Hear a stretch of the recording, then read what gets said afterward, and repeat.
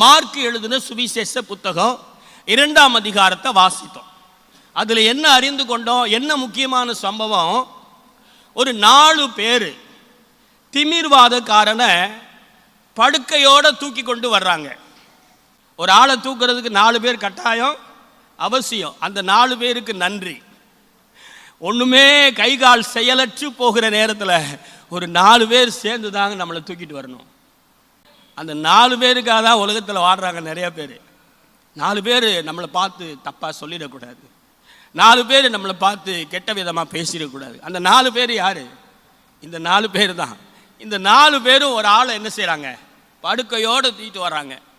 அவருடைய விருப்பம் இல்லாமல் 4 பேர் தூக்கிட்டு வர முடியாது. நான் நினைக்கிறேன் இயேசுன்னு ஒருத்தர் இருக்கிறாரு. அவர் பேதுருவை வீட்டில் வாடகைக்கு குடியிருக்கிறாரு. அந்த வீட்டில் இயேசு வந்திருக்கிறாரு.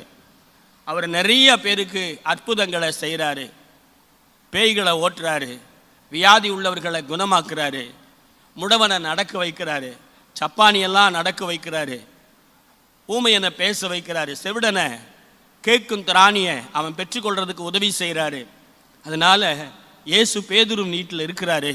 என்னை தூக்கிட்டு போங்கப்பா, அவர் முன்னாடி என்னை கொண்டு போய் விடுங்கப்பா, அவர் என்னை பார்த்தாருன்னா சுகமாக்கிடுவார், தூக்கிட்டு போங்கப்பான்னு 4 பேரை கூப்பிட்டு கெஞ்சி இருக்கலாம், கூத்தாடி இருக்கலாம். என்னால் போக முடியாது, படுக்கையிலேருந்து எந்திரிக்க முடியாது, என்னை படுக்கையோடு அப்படியே தூக்கிட்டு போங்க அப்படின்னு அவன் சொல்லியிருக்கணும். அவன் சொல்லாமல் இவங்க 4 பேரும் செஞ்சுருக்க முடியாது. ஒரு மனுஷனுடைய சம்மதம் இல்லாமல் இந்த 4 பேர் அவனை தூக்கிட்டு வந்திருக்க முடியாது. அவனுக்கு ஒரு விருப்பம், எப்படியாகிலும் இயேசுவை பார்த்துடணும். இந்த திமிர்வாதமாக இருக்கிறேன், வியாதிப்பட்டிருக்கிறேன், படுக்கையில் இருக்கிறேன், எப்படியாகிலும் நான் சுகத்தை பெறணும், விடுதலையை பெறணும்னு அவனுக்கு ஆசை. அந்த 4 பேரை கூப்பிட்டு சொல்லியிருக்கிறான். அந்த 4 பேரும் திமிர்வாதக்காரனை தூக்கிட்டு வந்துட்டாங்க. இப்போ பார்த்தீங்கன்னா வீட்டில் ஒரே கூட்டம், வாசலை மறித்து உட்காந்துருக்குறாங்க, வீட்டுக்குள்ளே போக முடியல, தடை வருது. அந்த தடையை பார்த்துட்டு பின்வாங்கலை. ஓ இவ்வளோ கூட்டம் இருக்குது, இன்றைக்கி முடியாது, நாளைக்கு வரும் அப்படிலாம் சொல்லலை. இன்றைக்கி தான் ரட்சணிய நாள், இன்றைக்கி தான் சகாயம் கிடைக்கிற நாள், இந்த நாளை விட்டுறக்கூடாது அப்படின்னு அவங்க என்ன செய்கிறாங்க? வீட்டு கூரையை பிரிக்கிறாங்க. கூரையை பிரித்து அப்படியே இயேசுவானவருக்கு முன்னாடி அவனை படுக்கையோடு இறக்கிறாங்க. இறக்குன உடனே அவனை பார்த்து ஆண்டவர் சொல்கிறார். என்ன சொல்லி கூப்பிட்றாரு? ஒவ்வொரு புத்தகத்துலேயும் ஒரு மாதிரி இருக்கும். லூக்காவில் ஒரு மாதிரி இருக்கும், மத்தையில் ஒரு மாதிரி இருக்கும், யோவானில் ஒரு மாதிரி இருக்கும். என்ன சொல்கிறாரு? மகனேன்றாரு. பாருங்கள், ஒரு வார்த்தையை பாருங்களேன். திமிர்வாதமாக படுத்து கிடக்கிறான், அவனை பார்த்து இன்னொரு புத்தகத்தில் மனுஷனேன்னு இருக்கும். மனுஷனேன்னு சொல்கிறத விட மகனேன்னு சொல்கிறது அழகாக இருக்குது. என்னை பார்த்து சில பேர் அப்பான்றுவாங்க, யாருன்னே தெரியாது. பிள்ளைகளும் சரி பசங்களும் சரி, அப்பா வாங்க, கடைக்கு போனால் கூட பஸ்ஸில் ஏறினா கூட அப்பான்றாங்க. எதனால் சொல்லுங்கள்? நரைச்ச முடி தெரியுது, அதனால் அப்பான்றாங்க. இன்றைக்கி நரைச்ச முடி தெரியக்கூடாதுன்னு நிறைய பேர் அதை மறைச்சிடுறாங்க. அது மகிமைங்க. இந்த சந்ததி தான் அப்படின்ற டை அடிக்குது, அதுக்கு முன்னாடி உள்ள சந்ததிலாம் அடிக்கலை. ஆனால் நான் நினைக்கிறேன் அடுத்த சந்ததி அடிக்காது, அப்படி தான் நான் நம்புகிறேன். அந்த தலைமுடியை பார்த்துட்டு என்னை அப்பான்னு சொல்கிறவங்க நிறையா பேர் இருக்கிறாங்க. அந்த மனுஷனை பார்த்து ஆண்டவர் சொல்கிறாரு, மகனே உன் பாவங்கள் உனக்கு மன்னிக்கப்பட்டது. அவன் ஒன்றுமே கேட்கல, வாயை திறந்து என் வியாதியை குணமாக்குங்க, என்னை சுகப்படுத்துங்கெல்லாம் ஒன்றும் கேட்கல. தூய் கொண்டு வச்சுட்டாங்க இயேசுவானவருக்கு முன்னாடி. வேதம் சொல்லுது, இந்த 4 பேரை பார்க்குறாரு, அவர்களுடைய விசுவாசம்னு சொல்லுது. நான் நினைக்கிறேன் அந்த திமிர்வாதக்காரனுடைய விசுவாசத்தையும் சேர்த்து 5 பேருடைய விசுவாசத்தையும் சேர்த்து அவர்கள் விசுவாசத்தை கண்டு அவனை பார்த்து சொல்கிறாரு, மகனே உன் பாவங்கள் உனக்கு மன்னிக்கப்பட்டது என்று சொல்கிறார். அந்த இடத்துல ஏன் அந்த வார்த்தையை சொல்கிறாரு? எதுக்காக சொல்கிறாரு? யாராவது சொல்லுங்க. அவனை திமிர்வாதக்காரனை பார்த்து ஆண்டவர் எதற்காக சொல்லுகிறார்? பாவங்களை மன்னிப்பதற்கு எனக்கு அதிகாரம் உண்டு என்பதை கூடியிருக்கிற ஜனங்கள் அறிந்து கொள்ளணும். வேற ஒரு நோக்கமே கிடையாது. பாவங்களை மன்னிக்கிறதற்கு எனக்கு மாத்திரமே அதிகாரம் இருக்கிறது. என்பதை சுற்றில் இருக்கிற ஜனங்கள் எல்லாரும் அறிந்து கொள்ளணும். இந்த வார்த்தை ஆண்டவர் சொன்ன உடனே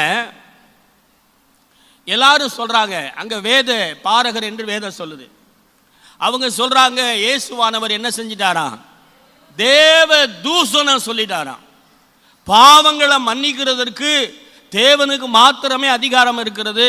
ஒரு மாம்சத்தில் இருக்கிற மனுஷன் எப்படி மற்றவனுடைய பாவத்தை மன்னிக்க முடியும் அப்படின்னு கேள்வி எழுப்புறாங்க. ஆனால் அதை வார்த்தையாக கூட வெளியே சொல்லலை, இருதயத்தில் சிந்திக்கிறாங்க, இருதயத்தில் யோசிக்கிறாங்க. அதையும் தேவன் அறிந்து சொல்றாரு, உங்கள் இருதயத்தில் இப்படிப்பட்ட காரியங்களை நீங்க சிந்திக்கிறது என்ன?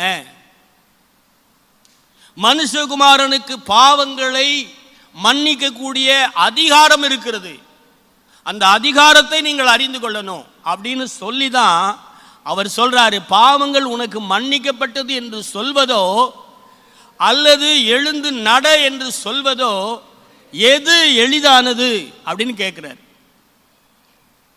எது எளிது? நான் உங்களை பார்த்து கேட்கிறேன், எது எளிது? பாவங்கள் மன்னிக்கப்பட்டதுன்னு சொல்றது எளிதா, எழுந்து நட உன் படுக்கை எடுத்துக்கொண்டு போ அப்படின்னு சொல்றது எளிதா? எது எளிது? பாவங்கள் மன்னிக்கப்பட்டதுன்னு சொல்றது தான் எளிது. ஆனா ஆண்டவர் திரும்ப சொன்னாரு, உன் படுக்கை எடுத்துக்கொண்டு நடன்னு சொன்னோன்னு அவன் எழுந்து படுக்கை எடுத்துக்கொண்டு வீட்டுக்கு போயிட்டான். வரும்போது எப்படி வந்தான்? 4 பேர் தூக்கிட்டு வர்ற நிலையில் இருந்தான். போகும்போது அவனே நடந்து போயிட்டான் படுக்கையை தூக்கிட்டு. ஆலயத்துக்குள்ளே வரும்போது எப்படி வந்தாலும் சரி பரவாயில்ல, ஆனால் அங்கே போகும்போது அப்படியே போயிடக்கூடாது, வந்த மாதிரியே போயிடக்கூடாது. நிறைய பேர் வருவாங்க, துக்கத்தோடு வருவாங்க, வேதனையோடு வருவாங்க, தேவ சமூகத்தில் அழுது புலம்பி எல்லாத்தையும் இறக்கி வச்சுருவாங்க. போகும்போது என்ன செய்வாங்க? இறக்கி வச்சதெல்லாம் மறுபடியும் எடுத்து வச்சுட்டு வந்த மாதிரியே போயிடுவாங்க. அப்படி இருக்கக்கூடாது. உள்ளே வரும்போது எப்படி வந்தோமோ திரும்ப போகும்போது வேறு மாதிரி தான் போகணும். ஆமென். துக்கத்தோடு வந்திருக்கலாம், வேதனையோடு வந்திருக்கலாம், வியாதியோடு வந்திருக்கலாம், பலவிதமான நெருக்கத்தில் கஷ்டத்தில் வந்திருக்கலாம். தேவ சமூகத்தில் வந்து எல்லாத்தையும் இறக்கி வச்சுட்டு போகும்போது எப்படி தான் போகணும்? ஃப்ரீயாக போகணும், சந்தோஷமாக போகணும், மனமகிழ்ச்சியாக போகணும். துக்கத்தோடு வந்துட்டு அப்படியே துக்கத்தோடு போனோம்னா வந்ததுக்கு பிரயோஜனமே இல்லை. அதுக்கு நீங்கள் வீட்டிலே இருந்திருக்கலாமே, என்ன பிரயோஜனம்? இங்கே வந்தால் மாறுபட்டு போகணும், வேற மாதிரி போகணும். ஆமென். வர மாட்டேங்குது. நீங்களா சொல்லுவீங்கன்னு எதிர்பார்க்குறேன். நான் சொல்லி சொல்லக்கூடாது, நீங்களா சொல்லணும். அப்போ தான் என்னது, வார்த்தை உள்ளே போயிருக்குன்னு அர்த்தம். இல்லைன்னா போன வார்த்தை திரும்பி என்கிட்டே வந்துருச்சுன்னு அர்த்தம். ஆமென்.